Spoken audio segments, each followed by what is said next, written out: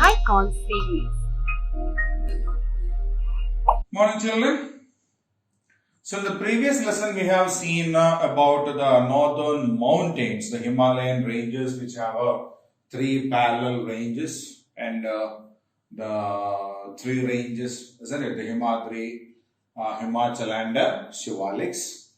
Now in this lesson we are going to learn about the second important physical feature, or from the north if we count, this is the second physical feature of India, and that is a northern plains. Okay, so northern plains actually lies to the south of Shivaliks. So in the previous lesson we have seen that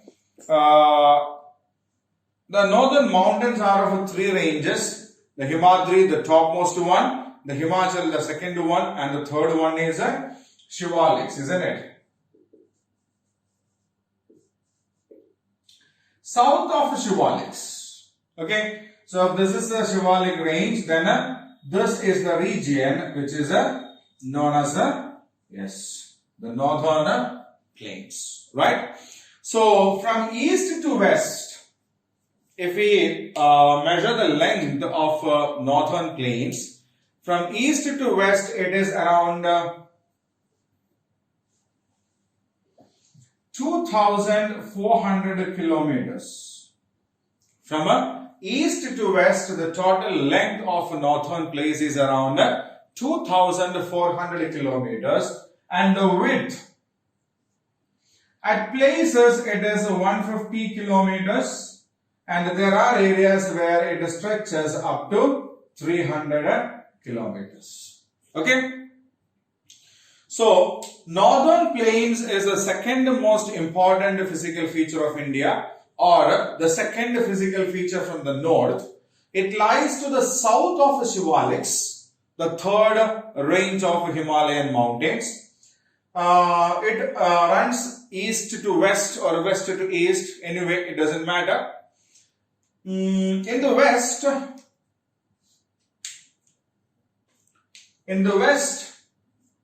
it reaches up to Punjab. In the west, it reaches up to Punjab, and in the east, it is at Assam. Okay, so one of the most important northeastern state of India, Assam. From Assam to Punjab, right? So North Indian plain is stretched east to west direction. At the east, it is found in Assam, and at the west, it extends up to Punjab. So from east to west, the total length of this northern plain is 2,400 kilometers. The width part of it varies from 150 kilometers to 300 kilometers. Now, this particular plain, the northern plain, is a very fertile land area. Okay, this is a purely plain land. It's purely flat plain land, and it's very fertile land area. It's very fertile land area just because of the reason that there are plenty of rivers flowing in this region. There are plenty of rivers.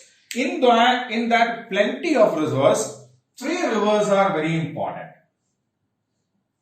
One is Satluj, second is Ganga, third is Brahmaputra.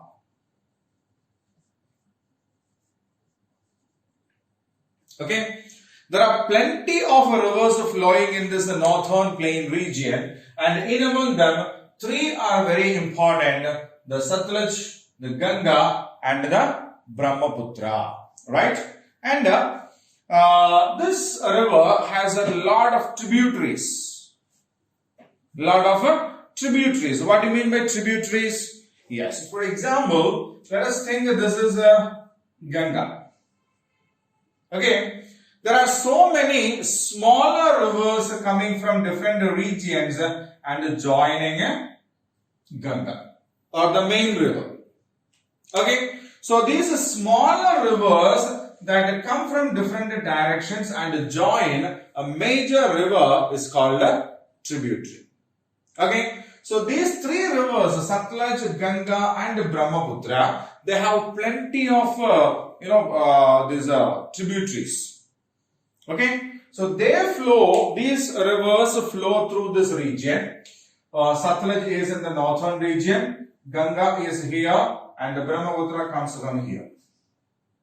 Okay, Yamuna comes and join Ganga, then plenty of other rivers are there, they come and join. And Satluj and its tributaries are Himalayan rivers. Ganga is a Himalayan river, Yamuna is a Himalayan river. There are plenty of tributaries coming and joining from the Himalayas. Brahmaputra also is a Himalayan river, isn't it? It originates at Tibet and it comes like this. So, these rivers in the northern plains, they have a speciality that they will have water throughout the year. They will have water throughout the year. During winter or during rainy season, rain water is available in these rivers also. Okay, so the rainwater feeds these rivers also. During summer, what happens? The ice covers in the Himalayan region melts and that water comes through these rivers. Got it? So, river Satluj, which is actually flowing in the Punjab region, then river Ganga, Yamuna and many of its tributaries, which is in the northern region of this northern plains. Then Assam, we have Brahmaputra coming through the Arunachal Pradesh, Assam region. So they get plenty of rain during the rainy season, and as they are Himalayan rivers, ice caps on these mountains, they melt and this water comes through the rivers during the summer season. Okay, so throughout the year, these rivers get plenty of water. We know for the purpose of agriculture, we need a lot of water. Isn't it? Yes. Now, when these rivers flow, what happens? They bring a lot of things. They bring very soft sand along with them. And, when it rains, it has got a lot of forest regions on the sides. Isn't it? Yeah. So, a lot of waste materials, soil, all these kinds of things, these, river carry along with that. And especially during rainy season, it floods. It floods means the river overflows and the water comes out of the river, and there's a plain region is there around the river, across the river banks. They will completely get flooded with this water. And this water actually carries a lot of waste particles, sand, and all these kinds of things, isn't it? Yes, that is called a silt. Okay. This waste particles, sand and all, this gets settled into this field. And this sand, this soil is known as an alluvial soil. What is that soil called? That soil is called alluvial soil. And this alluvial soil is very fertile. It's very soft sand with a lot of organic matters mixed in that. Right? So this is a very fertile soil, and this makes this region a fertile plain. Right? So the plain regions on the sides, on the banks of these rivers get flooded during this rainy season, and the silt that is carried by these rivers gets settled there and they become alluvial soil, a very fertile soil which helps in the agriculture. So, water is available throughout the year. Soil is very fertile. Agriculture is possible throughout the year. Agriculture is possible throughout the year, and they do produce a large number of crops. There are different types of crops being grown there, and that is why this northern plain region is known as the food bowl of India. What do we call the northern plain? The food bowl of India. So we call it a food bowl of India because this fertile plain makes agriculture possible throughout the year, and a large varieties of crops are grown there in this region. Right? Now, one most important feature of this plain is that it is very flat. Right? It's very flat. It receives very high rainfall.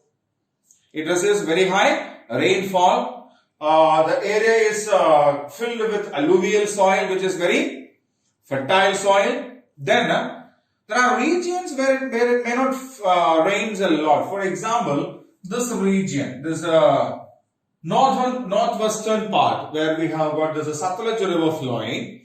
In that region, there are still some hilly regions are there where it doesn't rain much. But we have got a well-established system of canals. Okay, so construction of dams on these rivers, making huge reservoirs. From there, the water is diverted through canals to different regions and making agriculture possible. Okay, so the rich soil, plenty of water, and flat land with very good atmospheric conditions, weather conditions, make this land very prosperous, very rich. Got it? So we have seen that there are three major rivers which make the northern part fertile, and we call these regions river basins. River basins. So what do you mean by a river basin? It's a system.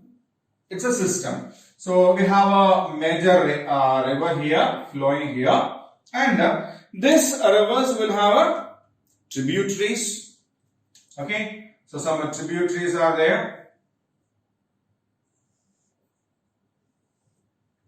right? And this river with the system of tributaries make water available for all these regions.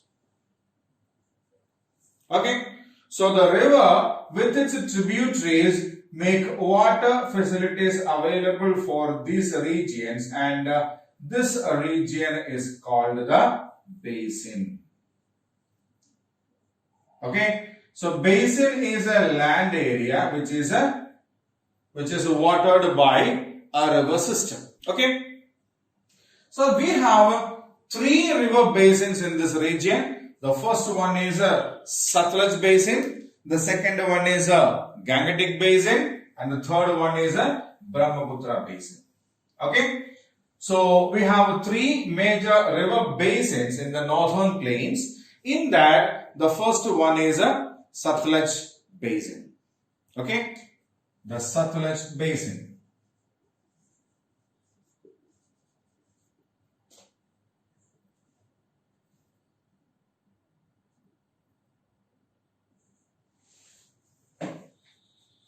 So Satluj basin is the westernmost part of this basin. For example, if we say this is the northern plain, this is the Shivaliks, and this is the region of this northern plains. Then the Satluj is at the northwest of this plain. So this is the river Satluj, and this region is called the Satluj basin. Okay, so the westernmost part of the northern plain is the Satluj basin, right? The river Satluj and its tributaries. Okay, one of the major tributary of Satluj is Beas.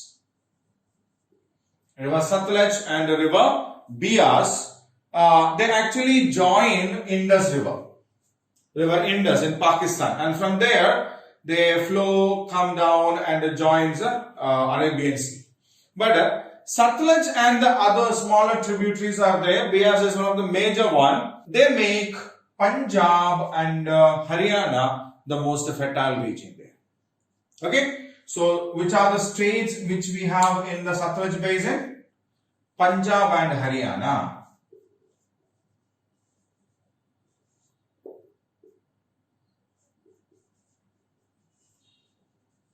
Got it? So Punjab and Haryana are made fertile basically by the Satluj and its major tributary Beas. Right? Now, we have a dam. Bakra Nangal Dam is constructed on a river Satluj. Bakra Nangal Dam, one of the biggest dams in India. Oldest as well. So this dam is actually constructed on a river Satluj, and this actually helps in making a large systems of canals. Okay? Yeah, Bakra Nangal is used for providing production of electricity also. And the water that is there after producing electricity is diverted to the inland regions of Haryana and Punjab for the production of crops, for the purpose of irrigation. Okay. The climatic conditions here in the Satluj basin is extreme. Extreme means it's very hot during the summer season and it is very cool, very cold during the winter season. Okay. It doesn't rain much in this region. It doesn't rain much in this region, but agriculture is made possible basically through the canals, wells and tube wells. Canals basically from the Bakra Nangal Dam. Right? So, agriculture is made possible on the Satluj basin basically because of the extensive systems of canals that are used there. The weather condition is not that good because it's very hot during the summer season and very cold during the winter season. Right? Availability of water totally based on irrigation facilities. So, the Bakra Nangal Dam that was constructed on the river Satluj makes an extensive chain of canals over there, and that is making the plain regions of Punjab and Haryana able to be cultivated. Agriculture is made possible there. Okay? They grow a large number of crops there. They grow rice, they grow barley, they grow wheat, grams, red gram, green gram, black gram. Then sugarcane is cultivated there.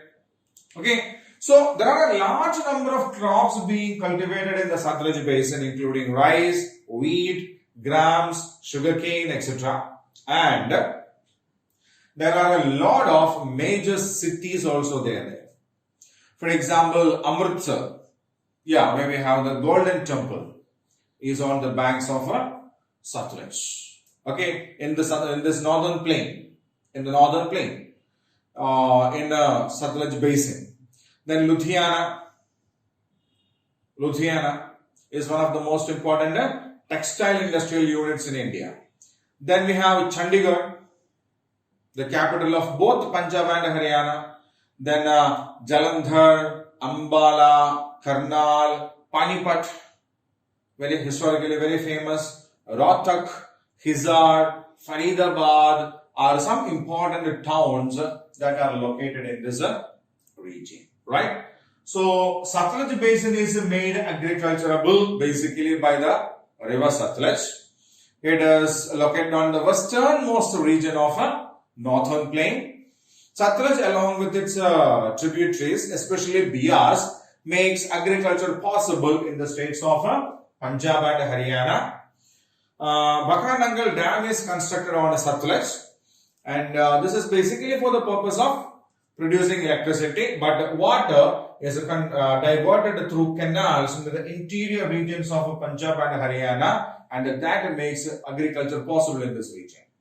Right? Then, major crops that are grown here are rice, wheat, pulses, grams and sugar canes. A lot of famous cities are also located on this region. Climate is extreme over here. It's too hot during the summer season and too cold during the winter season. So, they need to depend extensively on irrigational facilities so that they can grow crops. Okay, and that is made possible by Bakra Nangal Dam and its canal systems. Right? So that is about the Satluj basin. The second major river basin that we have in the northern plain is the Ganga basin. What is that? Ganga basin. So it starts at the edge of this Satluj basin and up to here, where we have the Brahmaputra basin. So the states that are involved in Gangetic Basin is they include Uttarakhand,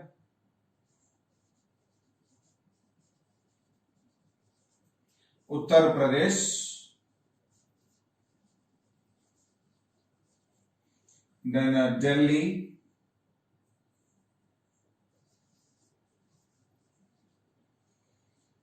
then Bihar, West Bengal.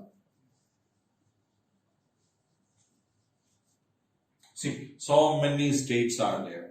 Huh? So many states are there. Delhi, Uttar Pradesh, Uttarakhand, Bihar, West Bengal. Right? So, this is basically made agriculturable or fertile by river Ganga, Yamuna and their tributaries. Right? So, river Ganga comes here, flows through here. Yamuna comes and joins Ganga in Uttar Pradesh. Okay? Ganga is a major river. Yamuna is its main tributaries. And there are other tributaries also. There are many other tributaries also. Right? So, the major river in this region is nothing else but Ganga. Okay. So, in the previous class we have learned it now. From where does these two rivers originate? Ganga and Yamuna. Yeah. Gangotri is a glacier in the Himalayan region from where river Ganga originates. And when it originates, its name is not Ganga. It's known as a Bhagirathi.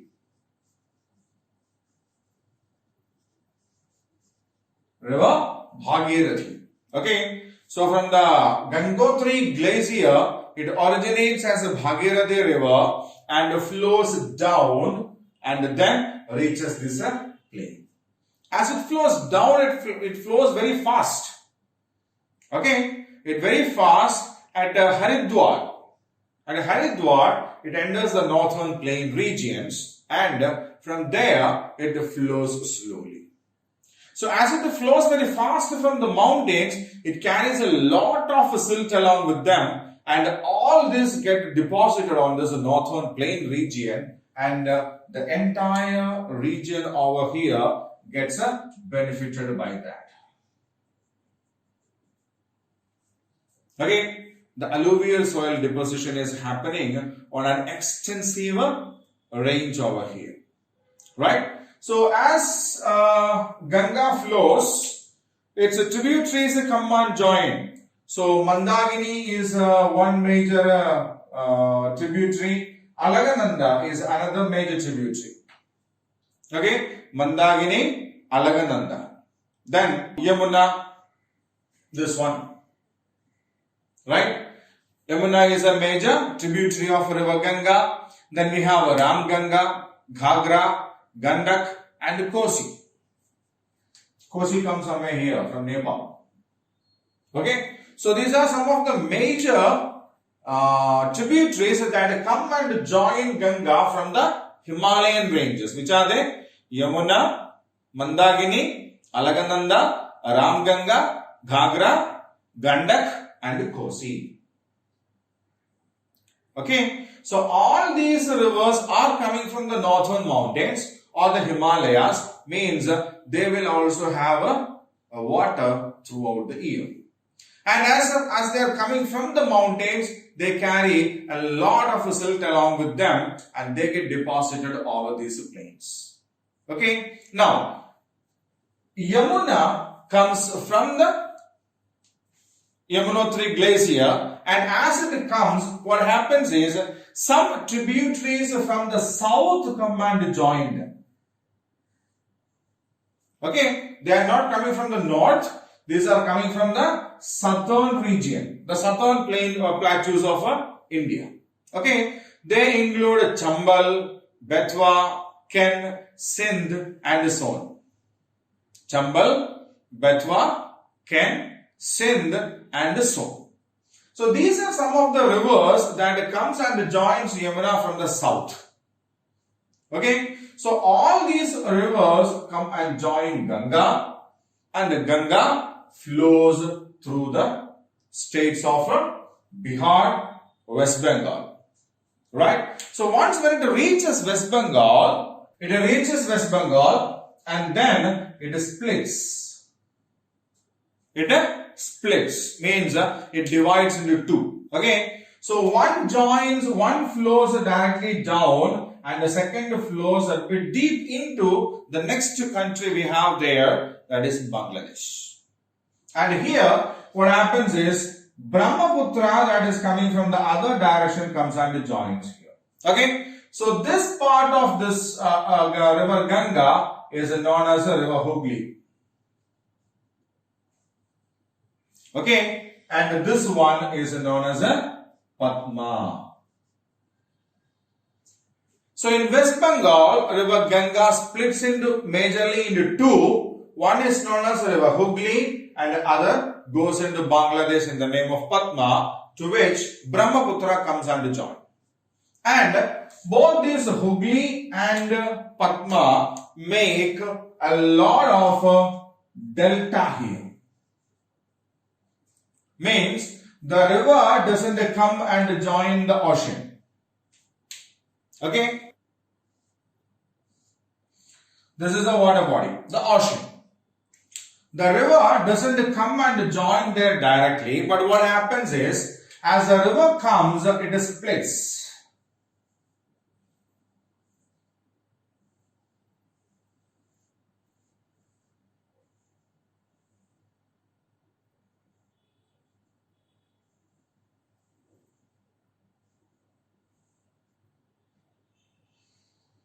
Okay?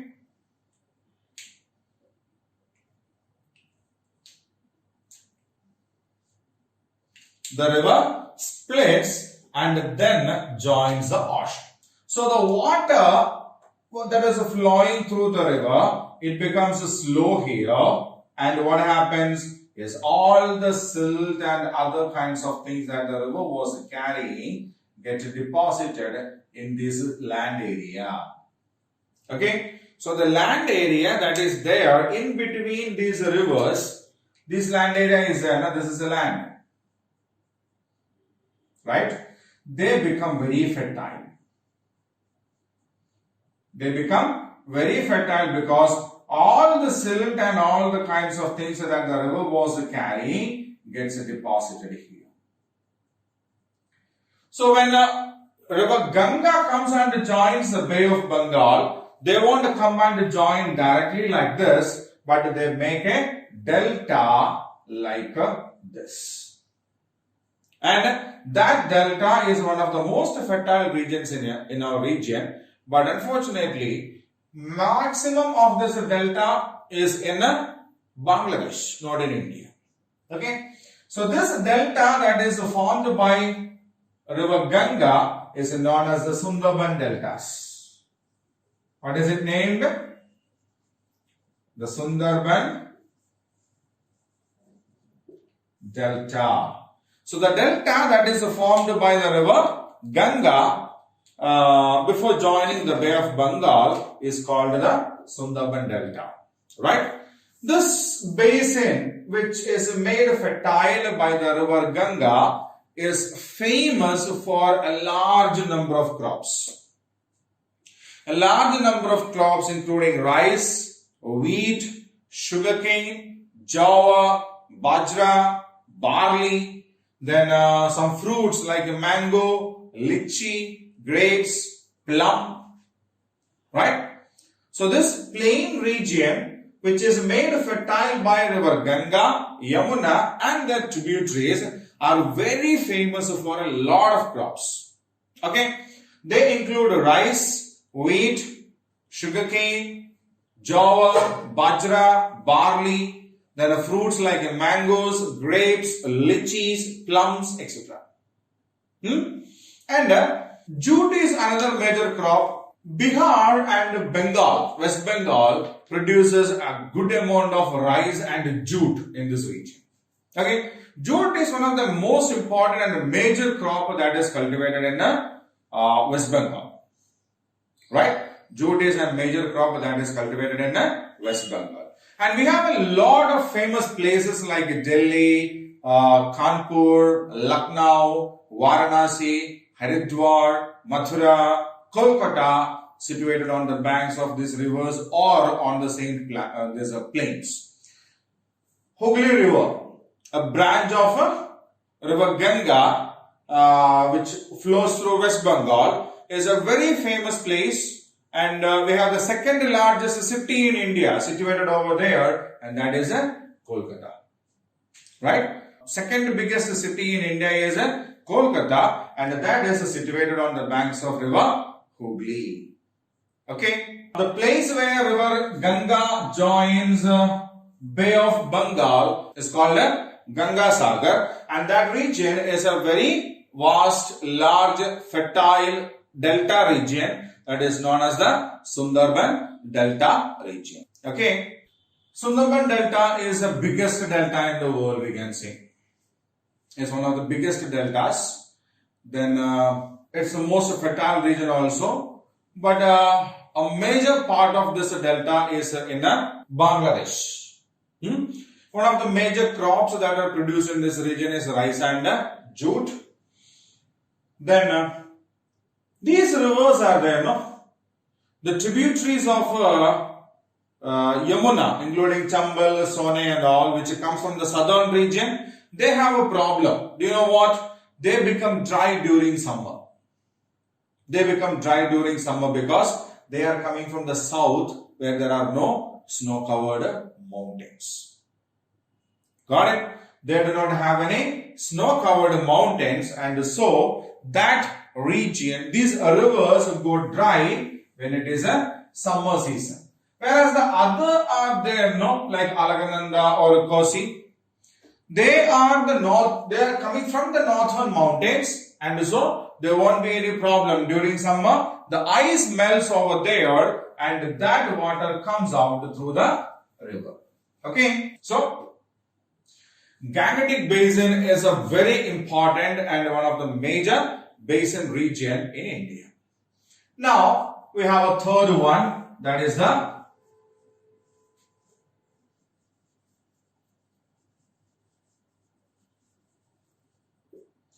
Brahmaputra Basin. The Brahmaputra Basin. We know Brahmaputra Basin actually originates on the northern side of Himalayas. Brahmaputra doesn't originate in India. Okay, it's originating from Tibet. Here we have the Himalayas. It originates in Tibet, and when it originates in Tibet, it's known as the Zangpo.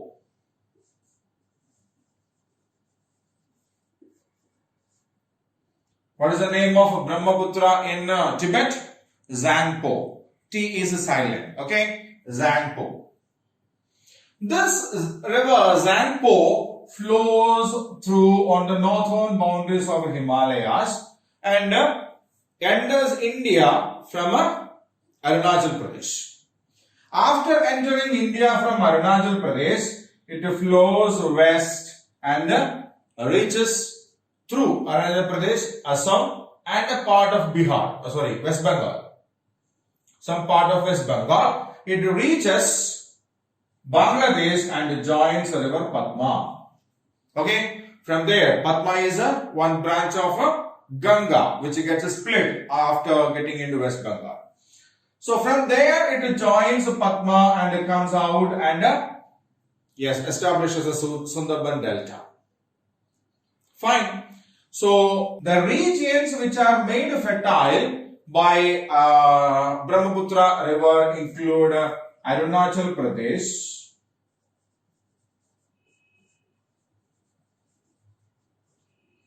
a part of Arunachal Pradesh, not a complete Arunachal Pradesh, a part of Arunachal Pradesh, Assam almost completely, then West Bengal. Again, West Bengal is not completely influenced by Brahmaputra, a part of it. But the biggest problem is that this Brahmaputra river is surrounded by hills. There are not much plains, where in the northeastern states of Arunachal Pradesh or even in Assam, We have Garo Hills, then Jaintia Hills, the Naga Hills. So this river is actually flowing in between these hills.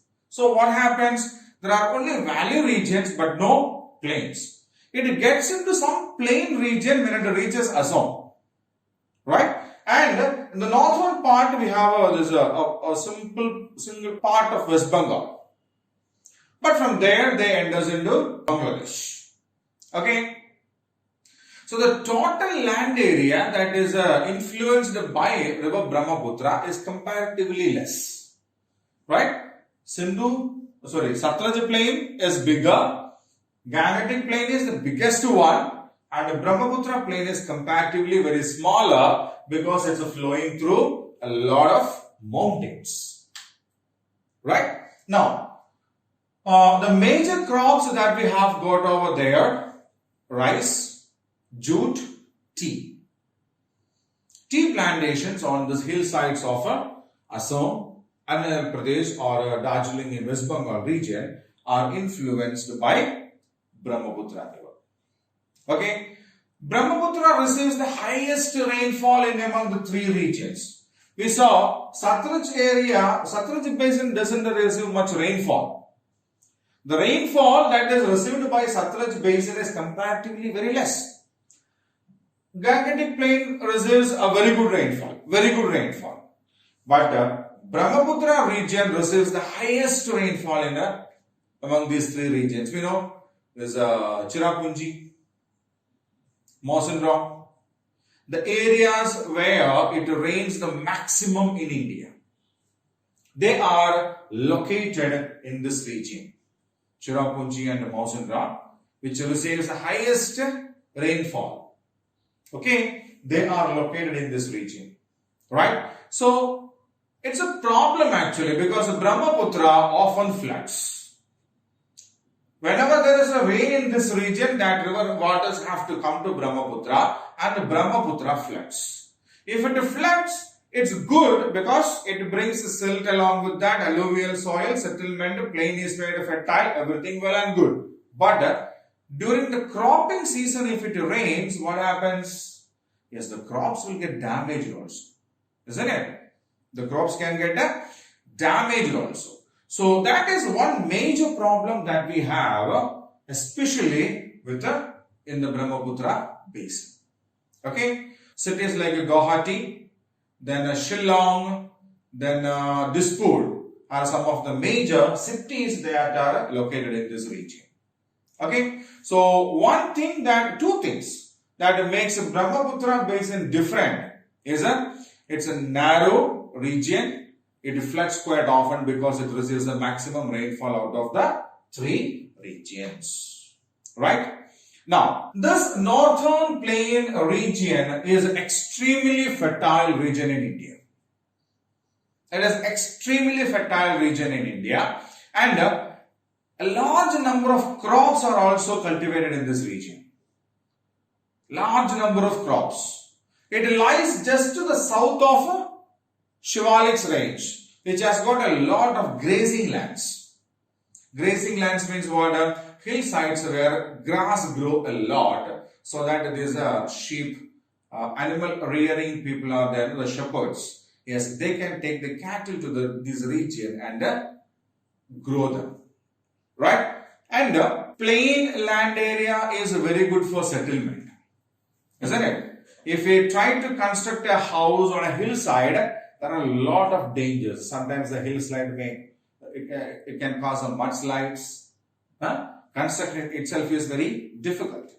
If it is on a plain land, road construction is very easy. Establishing houses, buildings, hospitals, schools, everything is quite easy, isn't it? Yeah. So, the northern plain region is one of the thickly populated area in India. Because it's very good for agriculture. Very good for agriculture. It's a plain land area. It's easy for the construction of houses and all. And as the people live together, there are some problems also. There are a good number of industries also in this region. especially in the Gangetic Basin region. There are a very good number of industries also. But the problem is these industries always pollute these two rivers. Which are they? Ganga and Yamuna. Okay. So there are a lot of industries that are functioning on the either sides of Ganga and Yamuna. We know Kashi, Haridwar, these kinds of places are religious places, historical places where people go for worshipping, prayer and all. Okay. Along with that, the other regions have got a very good number of industries also. Because industries also need water a lot. Industries also need a lot of water. And the speciality of these rivers in the northern plain regions, they will have water throughout the year. Okay? They will have water throughout the year. During summer, the ice melts and we get water. During rainy season, it rains and we get water. Okay? So if they try to establish an industrial unit somewhere else, they need to make some arrangement for the water. But when they try to establish these kind of industries on the banks of Ganga or Yamuna, there is no such a problem because they will definitely always get water there. But they make these rivers polluted.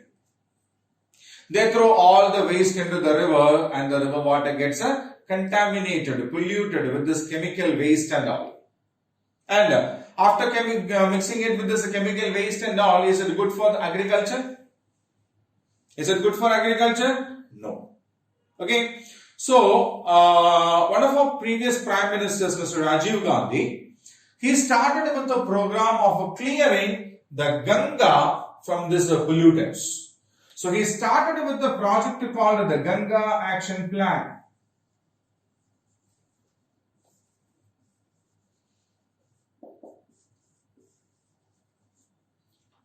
He started with a project called the Ganga Action Plan so as to make the water safe in Ganga. Removing all the waste and all, then giving serious instructions to the industries on either sides to reduce the effluents. They have to construct their own water treatment plants in which they have to recycle the water. They should not throw the waste, they should not dump the waste into the rivers. And later, our government has started the same process with the Yamuna also, named as the Yamuna Action Plan.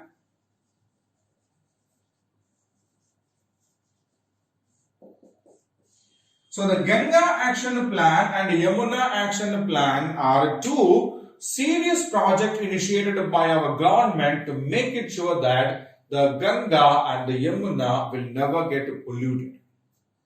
Because they are, see, Gangetic Plain is the biggest plain in the region, isn't it? And this Gangetic Plain depends upon Ganga and Yamuna a lot.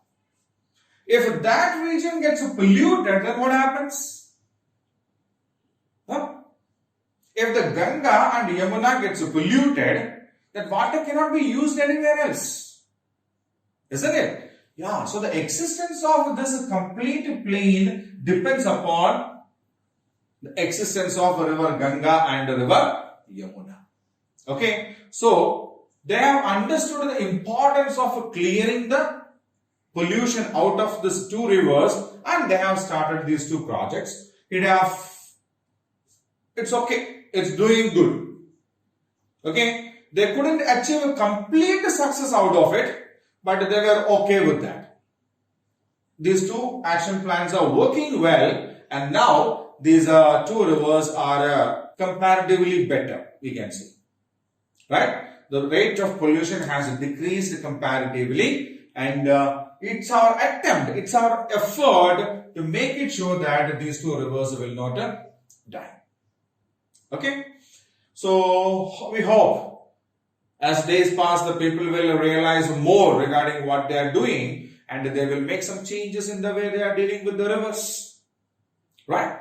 So, that is the northern plains, which has got three river systems in that, three river basins in that. The Satluj basin, which is located on the northwestern part of India, or the Gangetic or the northern plain. The Gangetic plain, which occupies a major part of the northern plain, and it's the central part of it, and the northeastern part of northern plain is by Brahmaputra basin. Right? So that is a lesson part, and now it's a time for us to do some activities and question answers of this lesson.